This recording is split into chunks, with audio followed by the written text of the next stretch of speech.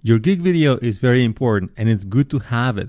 And in this video, I actually want to show you a mistake I made with mine, and in your case, how to not make that mistake. So I actually tried to make a good video. This is my video, and as you can see, I dressed up for it. I have a nice background. I even played around with the lighting. You see I have like a little bit of a glow behind me, but there's an obvious problem with the video. First, it's a little too dark, which is maybe okay.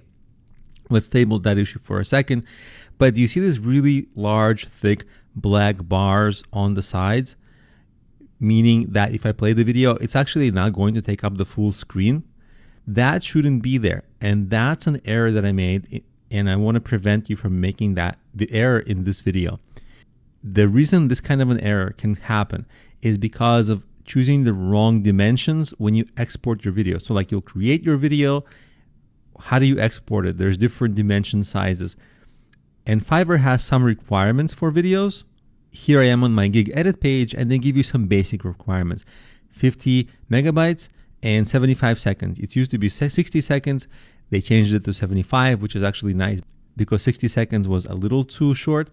But anyway, they didn't explain the dimension sizes. So I went online and I searched in different forums, and let me show you what I found. People are saying that 1280 by 720 or 1920 by 1080 works well for them there. So these will be the recommended screen dimension sizes when you save and export your video. Or if you're hiring a freelancer to do this, then that's what you would ask them to do, is these dimensions. And that would prevent you from all kinds of problems with the size of the video, which is, of all the other problems, you don't want to have this one because this one is preventable. So that's it for this video.